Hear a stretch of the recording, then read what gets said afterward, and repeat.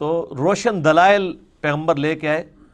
تو پھر ہمیشہ کافروں کی روش کیا ہوئی؟ فَقَالُوا أَبَشَرٌ يَهْدُونَنَا، کیا انسان ہمیں ہدایت دیں گے؟ فَكَفَرُوا، تو انہوں نے کفر کر دیا. وَتَوَلَّوْا، اور منہ پھیر لیا.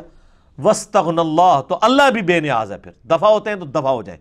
وَاللَّهُ غَنِيٌّ حَمِيدٌ، اللہ تعالیٰ بے نیاز ہے اور الحمید ہے. اپنی ذات میں خود ستودہ صفات ہے. اللہ کی کوئی تعریف کرے یا نہ کرے اس کو ضرورت ہی نہیں ہے. وہ اپنی ذات میں خود ستودہ صفات ہے، وہ محتاج نہیں کسی کی تعریف کا. یہ بڑی امپورٹنٹ آیت ہے کہ کافروں نے اس بنیاد پہ پیغمبروں کا انکار کیا کہ انسان ہمیں ہدایت دیں گے. سورۃ الانعام میں، باقی صورتوں میں، سورہ بنی اسرائیل کے اندر ڈیٹیل کے ساتھ آتا ہے. یعنی کافر کہتے تھے کہ فرشتہ کوئی نازل ہونا آسمان سے، وہ ہمیں بتائے.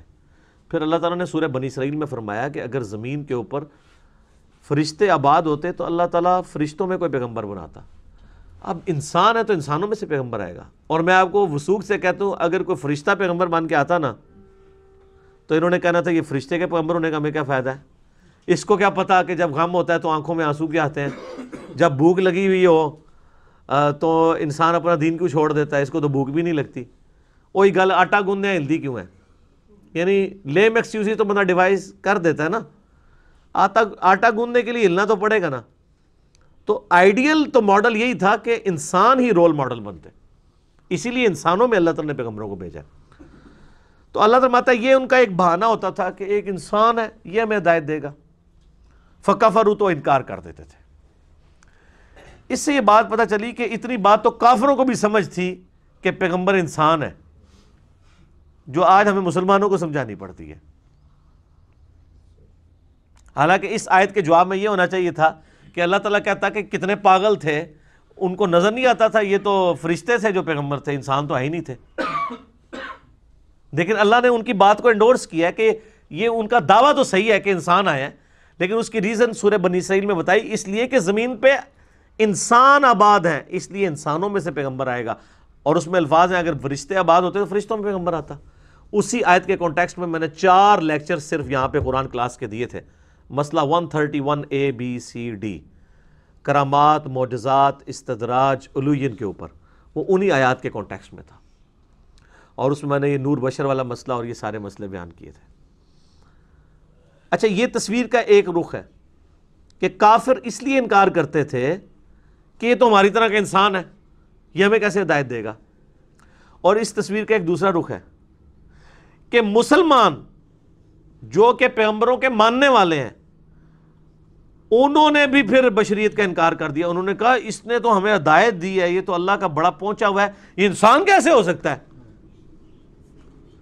ایک ہی بیماری 2 شکلوں میں ظاہر ہوئی ہے. کافر میں اس شکل سے ظاہر ہوئی کہ انسان ہے، ہماری طرح کا انسان ہے، حالانکہ وہ دیکھنے میں اسپیشیز میں ان کی طرح کا تھا نا، مرتبے میں تو ان کی طرح کا نہیں تھا، اس پہ وہی نازل ہوتی تھی. تو انہوں نے کہا کہ ہم نے اس کو ماننا ہی نہیں ہے جو انسان ہے. اور جنہوں نے مان لیا انہوں نے کہا اگر آپ اس کو مانا ہے تو اسے کم از کم خدا کے درجے پہ تو فائز ہونا چاہیے نا، اتنی پہنچی ہستی ہے تو چلو خدا کا بیٹا ہی بنا لو. عیسیٰ ابن مریم کو کہہ دیا اللہ کا بیٹا، اور اسی کی بگڑی ہوئی شکل پھر ہمارے مسلمانوں کے اندر بھی آنا شروع ہو گئی.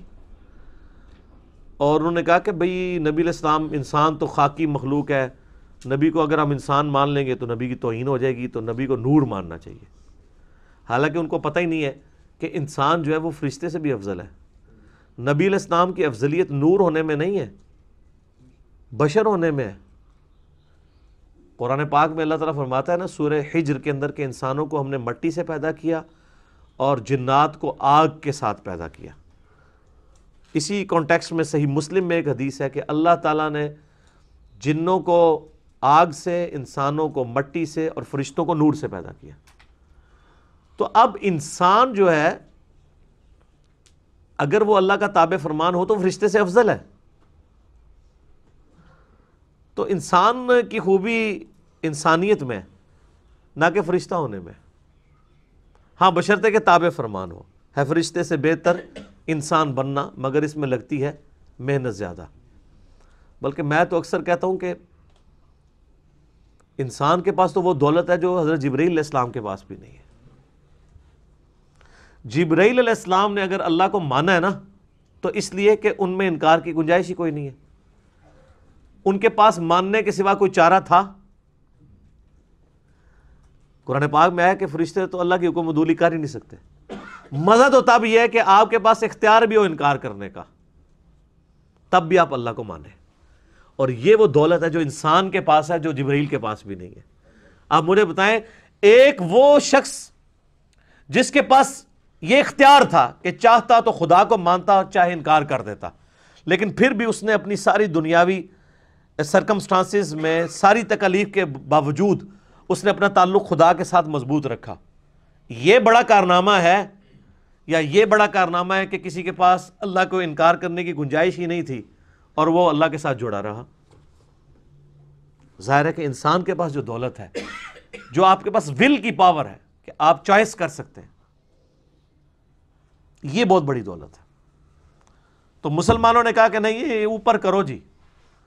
تو اللہ تعالیٰ نے اس بیماری کا ذکر کر دیا تھا کہ انکار کرتے ہیں اس بنیاد کے اوپر.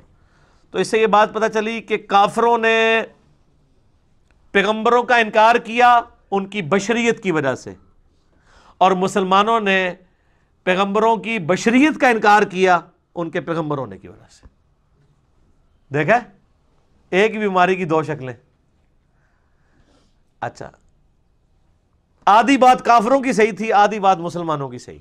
کافروں کی آدھی بات صحیح تھی کہ واقعی انسان ہی ہے، اور اللہ نے اس کو کہا کہ بھئی انسان اس لیے ہے کہ تم بھی انسان ہو نا، تو انسانوں کے لیے انسان رول ماڈل ہوں گے. مسلمانوں کی بھی آدھی بات صحیح ہے کہ انہوں نے ان کو پیغمبر مانا، لیکن آدھی بات پھر مسلمانوں میں غلط آ گئی کہ یہ پیغمبر ہے تو اب اس کو کم از کم خدا کے درجے تک تو کم از کم لے کے جاؤ، یا اس سے تھوڑا نیچے ہی رکھو. بس اتنا فرق کر دو کہ اللہ کا ذاتی ہے، اس کا عطائی ہے، وہ خالق ہے، یہ مخلوق ہے.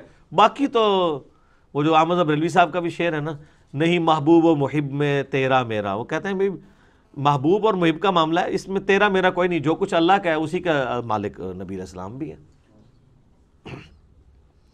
تو یہ پھر یعنی غلو کیا. اور صحیح بخاری میں کتاب الانبیاء چیپٹر میں حدیث موجود ہے، نبی علیہ السلام نے فرمایا، دیکھنا میری شان کو اس طرح بلند نہ کرنا جس طرح نصارہ یعنی عیسائیوں نے اپنے وقت کے پیغمبر عیسیٰ علیہ السلام کو شان میں بڑھا دیا تھا. میں اللہ کا بندہ اور اس کا رسول ہوں، مجھے اللہ کا بندہ اور اس کا رسول ہی کہنا.